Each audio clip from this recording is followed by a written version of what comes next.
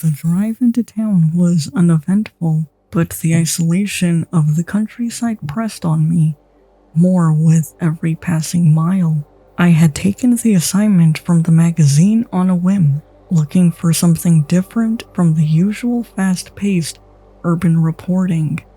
A remote farming town in the middle of nowhere seemed like a good way to unwind, or so I thought. I didn't anticipate that the silence would have such a weight to it. I'd been a journalist for over a decade, mostly covering political scandals, city crime, and occasionally dipping my toes into feature stories that offered a respite from the chaos. This time it was something altogether different. I was set to investigate the strange customs and superstitions of this remote town that most people had never even heard of. The road leading into the town was long and narrow, cutting through endless fields of corn. The stalks stretched toward the sky, their tops swaying gently in the breeze. I rolled down the car window to let in some fresh air, but the scent was strange, not the sweet, earthy smell of crops, but something metallic and faintly sour. I tried to ignore it as the first few houses of the town came into view. It was nearing dusk when I pulled into what passed for the town square. A handful of buildings, a grocery store, a diner, and a post office lined the street, each one as weathered and tired as the others. The streets were empty, the place almost ghostly quiet. I parked the car outside a small worn-down inn. According to the research I'd done before arriving, this was the only place in town that rented rooms to outsiders. The innkeeper, a woman in her 60s with deep-set wrinkles and a permanent frown, greeted me at the front desk with a glance that felt more like a warning. "You're the journalist?" she asked, her voice gravelly and low. "That's right," I said, giving her a nod as I handed over my ID. "I'm here for a week, working on a piece about local folklore, strange customs, superstitions, that kind of thing." The innkeeper's eyes narrowed. "Folklore, huh? You be careful about poking around too much. Some things are better left alone." Her words struck me as odd, but I didn't dwell on them. I chalked it up to small-town superstition. I dealt with people who believed in far stranger things before. After checking in, I grabbed my bag and headed up to my room, promising myself I'd get an early start on interviews the next day. The room was small and musty, but it had everything I needed. A single window looked out over the cornfields that bordered the town as the sun set, casting long shadows across the fields. I stood by the window and watched as the wind made the cornstalks sway like waves on a dark sea. Something about the view made me feel uneasy. The isolation, perhaps, or the overwhelming quiet. I closed the curtains and decided to get some sleep. That night, I dreamt of voices. They were faint, almost whispers, carried on a breeze that seemed to drift through my open window. In the dream, I was walking through the cornfields, the stalks towering over me on either side. The voices grew louder as I moved deeper into the fields, beckoning me, calling my name. I woke with a start, my heart pounding in my chest. The room was pitch dark, the silence oppressive. I glanced toward the window, but it was still closed. I could have sworn I heard someone whisper my name just before I woke, but there was no one here. I chalked it up to a vivid dream and tried to settle back into sleep. The next morning, I began my work. I spent most of the day speaking with the locals, farmers, store owners, and the few families who had lived in the town for generations. Everyone was polite enough, but there was a common thread in their responses, a reluctance to talk about the town's history or the strange customs I was here to investigate. I brought up the cornfields a few times, hoping to steer the conversation toward the topic of the strange rumors I had heard before arriving, rumors about the listeners, and the town's peculiar rule about silence after nightfall, but most people brushed it off or outright refused to engage. An older man at the diner who introduced himself as Bill was the only one willing to talk, though he didn't say much. "You're not from here," Bill said, stirring his coffee absently. "You'll find things a little different in this town. Folks don't talk much about the fields. It's safer that way." "Safer how?" I pressed, hoping for more details. Bill's gaze shifted toward the window, where the cornfield stretched out toward the horizon.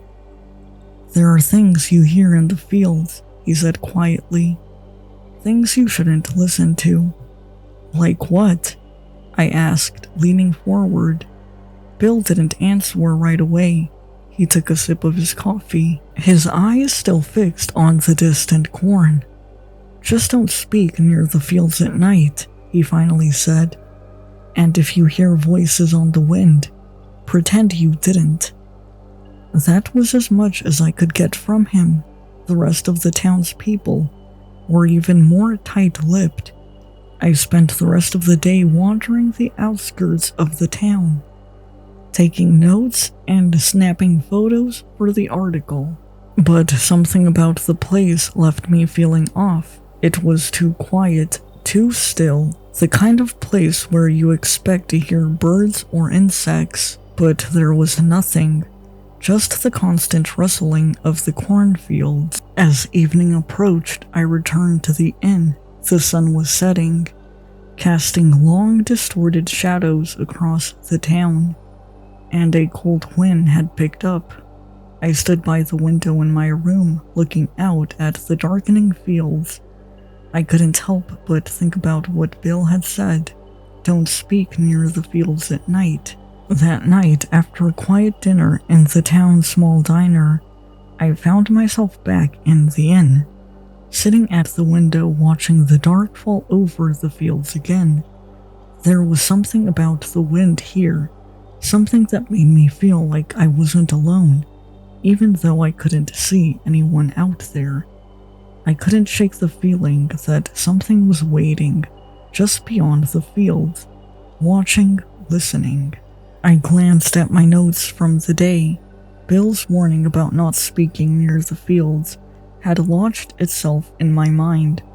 As far as superstitions go, it wasn't the strangest I'd encountered, but the way the townspeople avoided the subject made it feel more serious. And then there was that strange quiet, the way the wind carried no sound but its own. It was as if the entire town held its breath once the sun went down. I flipped through my notebook, considering the interviews. Most of what I'd gotten was vague, non-committal responses from the locals. People who, by all appearances, just wanted me to leave them and their strange customs alone, but I wasn't about to leave without getting to the bottom of whatever was going on here. A sudden gust of wind rattled the window, pulling my attention back outside. The cornfields swayed in the distance, their tops bending in unison as the wind passed through. The longer I stared, the more I felt like I could see shapes moving between the rows, just shadows.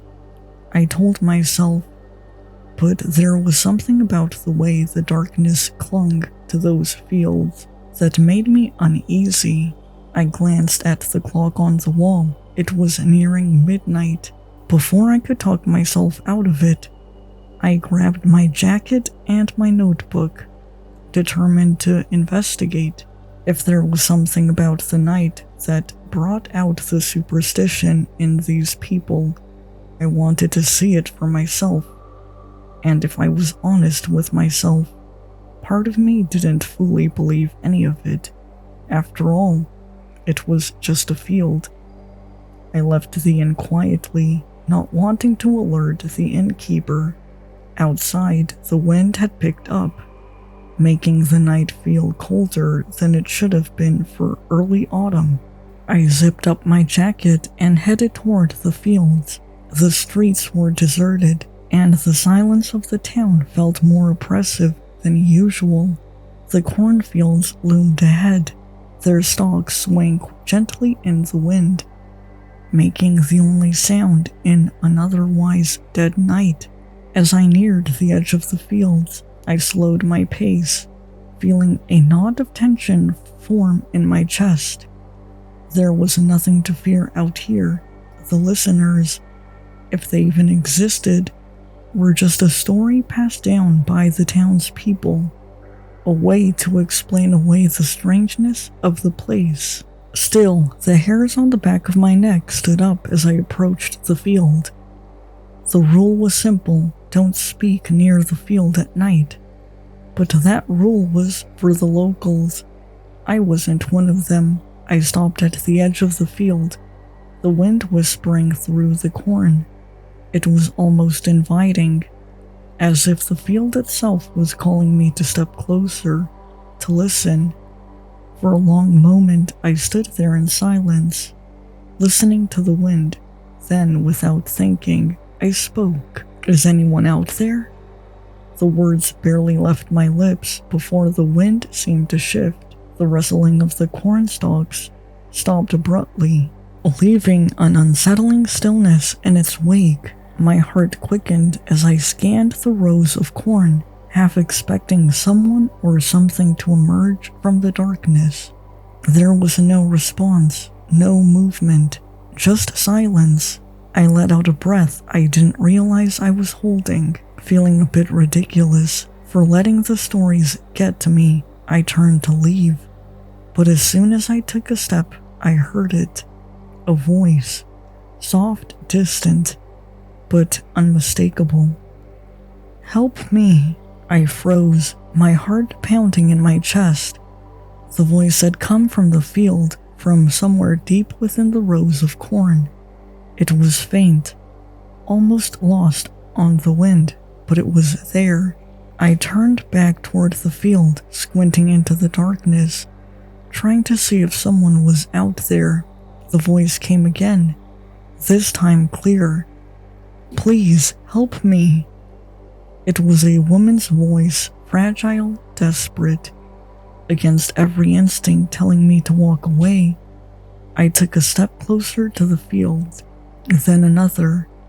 The corn stalks swayed gently as I approached, as if they were waiting for me to come closer. "Where are you?" I called, my voice trembling slightly.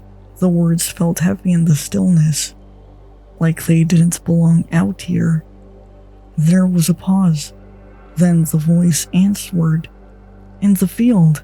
I'm lost." I hesitated at the edge of the field, my hands trembling. Everything in me screamed to turn back, to go back to the inn and forget this ever happened. But the voice, it sounded so real, so human. I stepped into the field. The corn stalks closed in around me, their dry leaves brushing against my arms and face. As I moved deeper into the rows, the farther I went, the harder it was to see anything. The wind had died down completely, leaving an eerie, unnatural silence in its place. "Where are you?" I called again, my voice barely more than a whisper. "I'm here." The voice came again, closer this time, just a little further. I pushed forward, my heart pounding in my ears. The cornstalk seemed to stretch on forever, endless rows of tall, looming figures that swayed gently in the darkness. I had no idea how far I'd gone, but I couldn't shake the feeling that I was being watched, that something was moving just beyond my field of vision, hiding among the corn. Then suddenly, the voice was right beside me. "Over here!" I whipped around, my breath catching in my throat. The voice had been so close, but there was no one there, just the endless rows of corn, their shadows stretching long and dark in the faint moonlight. Panic rose in my chest, and I stumbled backward, my hands brushing against the rough stalks. I turned to leave, but before I could take another step, I heard it again. This time, it was my voice. "Where are you?" The moment I heard my own voice echoing back at me from somewhere deep in the field, my blood ran cold. The exact cadence of my words, the tremor of unease I hadn't realized was there, all of it mirrored back at me with eerie precision. I stood frozen for what felt like an eternity, listening to the rustling corn, waiting for something, anything to emerge. But all I heard was silence, and yet that voice. My voice had come from somewhere within the stalks. I started backing away, my eyes scanning the rows for movement, my mind racing to make sense of what had just happened. As much as I wanted to explain it away, to chalk it up to an overactive imagination or some trick of the wind, I couldn't shake the feeling that I had been lured into that field, that whatever was out there wanted me to follow it, to come closer. No, I had to get out of here. I turned and hurried back toward the edge of the field, pushing through the stalks, my heart pounding in my ears. The rows seemed longer now, as if the field had grown while I was inside. The way out should have been just ahead, but the more I pushed forward, the more disoriented I became. The corn closed in around me, the darkness deepening, the whispers fading in and out of earshot, too faint to catch, but always just beyond reach. "Help me," a voice barely audible whispered from behind. I stopped in my tracks, every muscle tensed, my breath hitched. It was my voice again. "Please, help me." I forced myself not to turn around, not to acknowledge it. I picked up my pace, nearly tripping over the thick roots and dry soil beneath me. It felt like the field was swallowing me whole. The more I tried to escape, the more the corn seemed to tighten its grip around me. The wind had picked up again, and with it came more voices, faint, indistinguishable, but all of them carried a tone of familiarity, like they had once belonged to someone I knew. "Don't leave us." I pushed harder, breaking into a run now, the stalks whipping against my face and arms. My mind raced, my pulse drumming in my throat. The voices were growing louder, more insistent, calling from all directions. Suddenly, the ground beneath me shifted. My foot caught on something, a thick root or maybe an old furrow in the field. I went down hard, the wind knocked out of me as I hit the earth. The whispers closed in around me, the wind swirling faster through the corn. I lay there for a moment, gasping for a breath, feeling the pull of the darkness behind me, urging me to turn around. I scrambled to my feet, ignoring the pain in my ankle, and stumbled forward. And then, as suddenly as it had all begun, I broke free. I stumbled out of the field and onto the road, the tall stalks of corn swaying behind me like a living wall. My chest heaved with exhaustion and fear.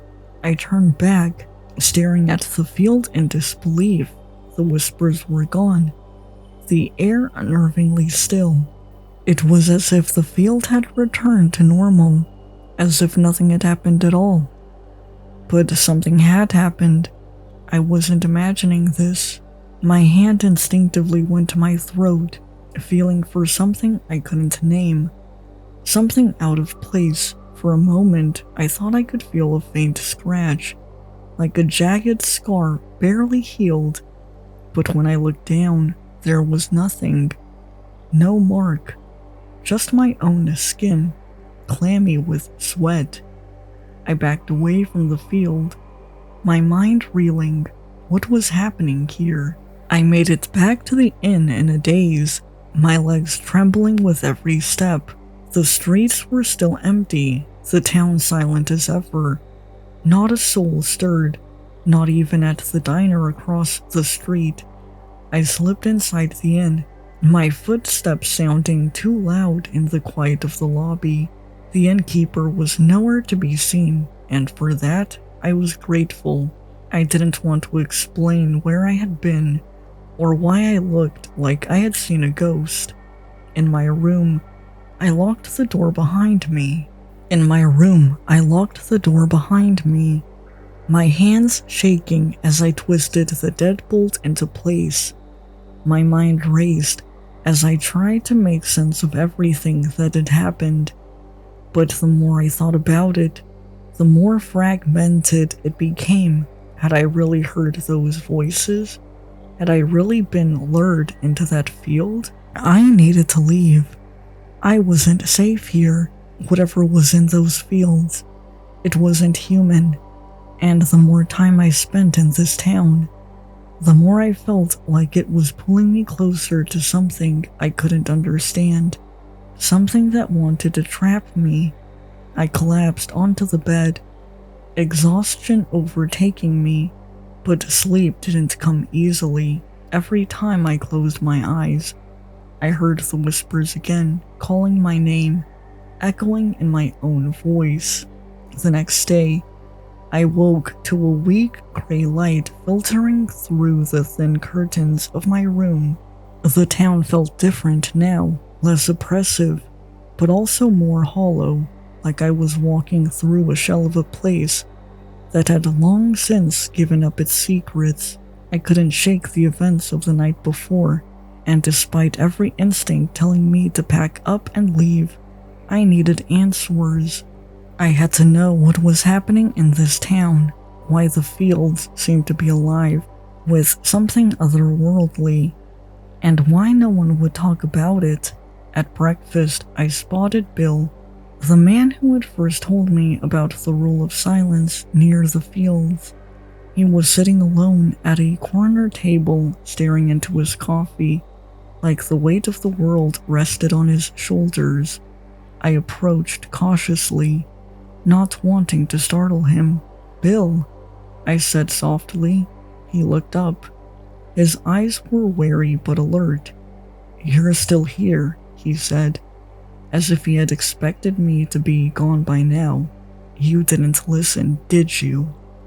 I hesitated, then shook my head.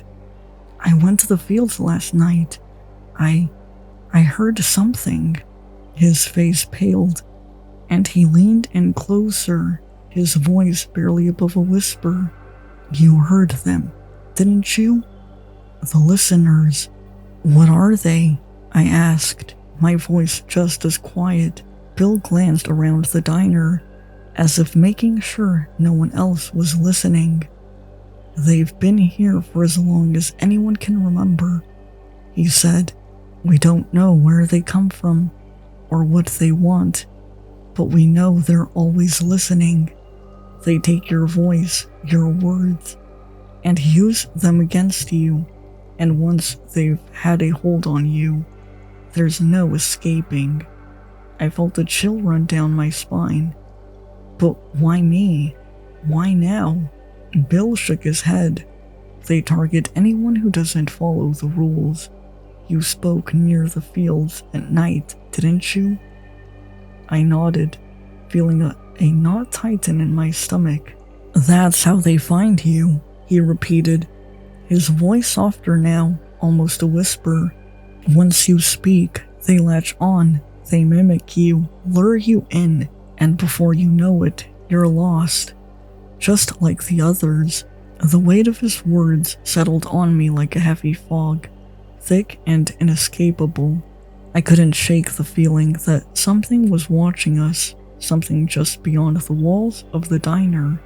I wanted to ask more, but the old man's eyes told me enough. This was a truth he had carried for years, one that had hollowed him out from the inside. Did anyone ever make it back? I asked, barely able to bring myself to form the words. He shifted in his seat, rubbing his fingers together like he was holding something invisible, something fragile. A few. But they weren't the same when they came back. Not really. The listeners, they take something from you, even if you manage to get away. He pointed to his own throat, and for the first time, I noticed the thin, jagged scar running along his skin, a mark that had faded with time, but not with memory. They leave their mark on you. Your voice isn't your own anymore, and sometimes even your thoughts, they're not yours either. A chill ran through me, the kind that seeps into your bones. What do you mean? They change you. Some people come back, and they don't speak at all, as if they're afraid their own words will betray them. Others speak, but their voices sound hollow, like echoes of what they once were. You can hear it in their tone, that emptiness, and some. He trailed off, his eyes darkening as if remembering something too painful to say aloud. Some listen to the wind as if they're waiting for something, waiting to be called back. I swallowed hard, trying to process what he was telling me. The wind outside seemed to pick up, rattling the windows of the diner. But why them? Why does this happen? He gave a bitter laugh. That's the question, isn't it? Why anyone? Maybe it's punishment. Maybe it's just bad luck. The listeners have been around longer than the town itself, some say. They come with the fields, and when the fields grow, so does their reach. The fields, I muttered, thinking about the endless rows of corn stretching beyond the town. Are they getting closer? The old man's face twisted in a grimace. You've noticed, haven't you? Every year they creep a little closer. The fields used to be further out, but now they're right up against the edge of the town. The listeners are expanding their territory, little by little, and no one says anything about it? I asked, incredulous. They're too scared, he said simply. No one wants to admit it, but everyone knows. That's why they follow the rules, why they stay silent at night, why they don't stray too close to the fields. It's like they think if they pretend it's not happening, it won't reach them, but it will, eventually. It always does. I felt the air grow heavier, as if the diner itself was holding its breath. The thought of the fields growing, slowly creeping toward the town, like a living thing, filled me with a deep, gnawing dread. Is there any way to stop it? I asked, though part of me already knew the answer. The old man looked at me with sad, tired eyes. I don't think so. Once the listeners have marked you, they don't let go. And the town, it's been theirs for a long time now. We're just living in their shadow. I sat back in my chair, the reality of the situation sinking in. The fields were growing, the listeners were getting closer, and it felt like there was nothing anyone could do to stop it. The silence between us stretched out, punctuated only by the occasional gust of wind outside. The old man stared out the window, lost in his own thoughts, while I tried to make sense of everything he had told me. How do you live with it? I finally asked. How do you stay here, knowing what's out there? He shrugged. You get used to it, I suppose. You learn the rules and you keep your head down. It's not much of a life, but it's better than being out there with them." He paused, his gaze far away. "Besides, leaving isn't as easy as you think. Once you're marked, it follows you. The voices, the wind. It doesn't stop just because you run." I didn't have an answer to that. What could I say? The town was a prison, but the outside world was no escape. I finished my coffee, the bitter taste lingering on my tongue. "Thanks for the warning," I said, though I wasn't sure it would make any difference. "I'll be careful." He nodded, his expression solemn. "I hope so. But be careful about one thing, kid. Once you've heard them, they don't forget you." The old man's words echoed in my mind as I left the diner. Outside, the wind had died down, but the air was still thick with an oppressive silence, the pale light of the morning sun weak against the gray sky. But the town, the fields, it all felt wrong, too quiet, too still. The faint rustling of the corn felt intentional, deliberate, like the fields were breathing, waiting. I took a deep breath, trying to shake the unease that clung to me like a second skin. It was just corn, I told myself, but my feet still moved a little quicker as I walked back to my car. I started the engine, the low hum giving me a momentary sense of normalcy. I glanced at the dashboard clock.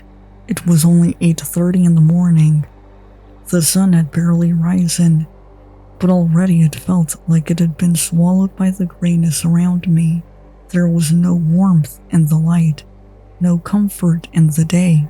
As I drove back through town, I passed a few people on the street, locals going about their daily business, but no one spoke, not even a wave or a nod.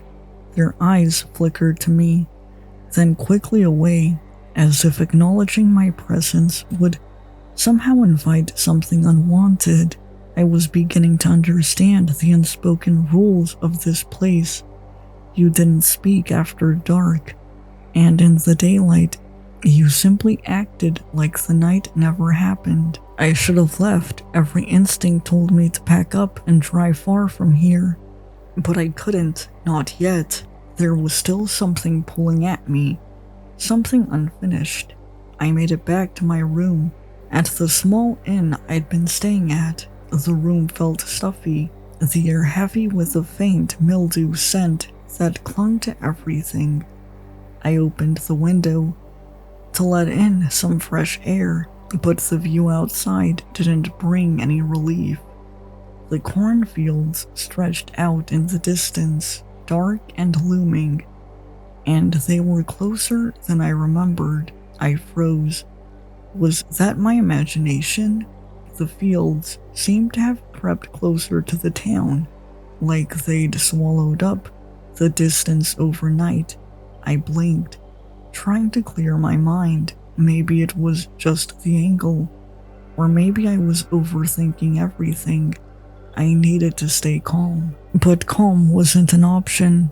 As the hours passed, I couldn't stop glancing out the window. The fields remained there, unmoving, but somehow alive, their dark tendrils curling at the edges of my vision.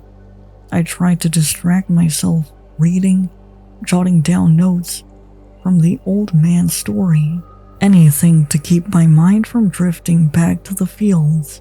But no matter what I did, the pool was there, like an itch at the back of my skull. The day dragged on, each minute a weight pressing down on me. I watched the light shift from pale morning gray to the dull orange of late afternoon, and my nerves frayed with every passing hour. The townsfolk had retreated into their homes by now, their doors firmly shut, their curtains drawn. No one wanted to be outside, when the night came, and yet I stayed. By the time the sky began to darken, the air felt thick with anticipation. I could hear it now, the faint rhythmic rustling of the cornfields in the distance, like the sound of 1,000 whispers carried on the wind. It was almost soothing, if it wasn't for the undercurrent of malice, like those whispers were directed at me.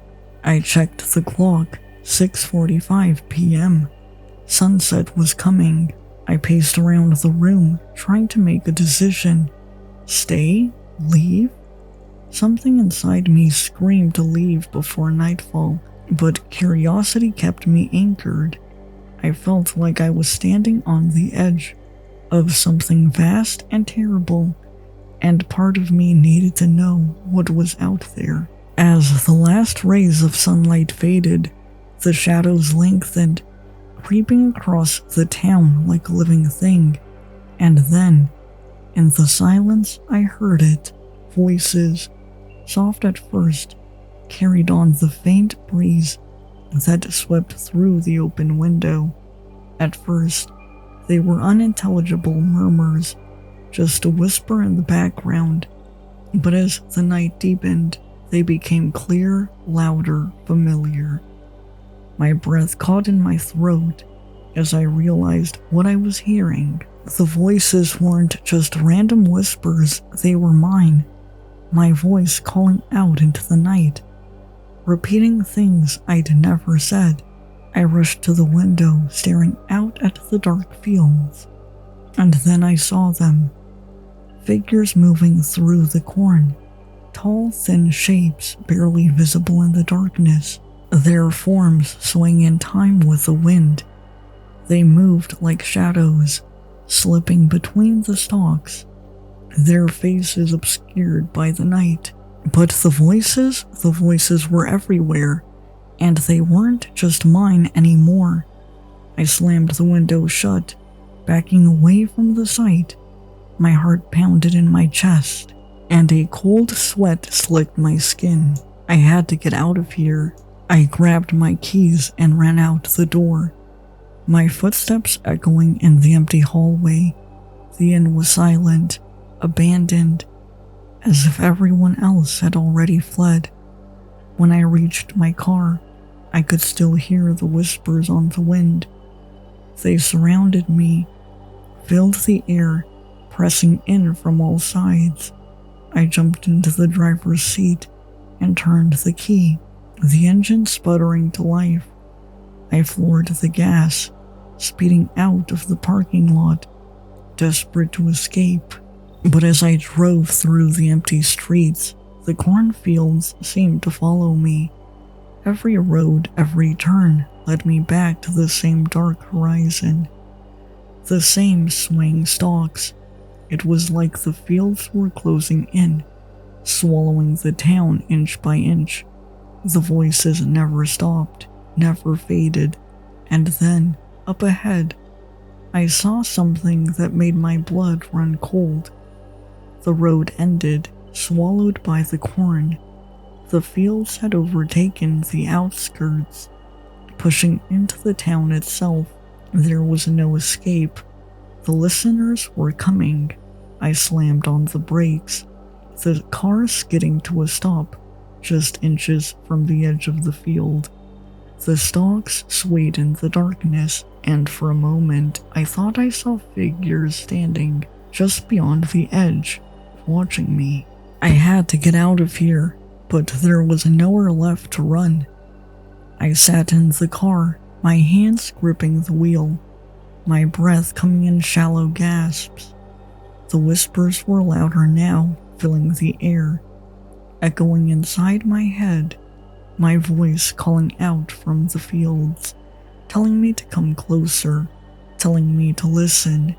And then, as the last light of day vanished, I heard it, the sound of footsteps, slow, deliberate footsteps, coming from the cornfields. The figures were moving closer, stepping out from the shadows, their shapes barely visible in the darkness. I couldn't see their faces, but I knew they were looking at me. I couldn't stay. I couldn't leave. The listeners had found me. I turned the key in the ignition, praying the car would start. The engine roared to life, and I floored the gas, driving straight toward the cornfields, the road swallowed by the darkness ahead. The figures vanished into the night, and the whisper grew louder, filling the air with their eerie, hollow sound. But I kept driving faster and faster, until the world around me blurred into a haze of shadows and sound. The voices were everywhere now, inside my head, in the wind, in the fields. They called my name over and over, pulling me closer, and then, just as suddenly as it began, it stopped. The road opened up before me, the fields falling away, the town was gone. The whispers faded into nothing, leaving only the sound of my own breathing in the silence. I had escaped.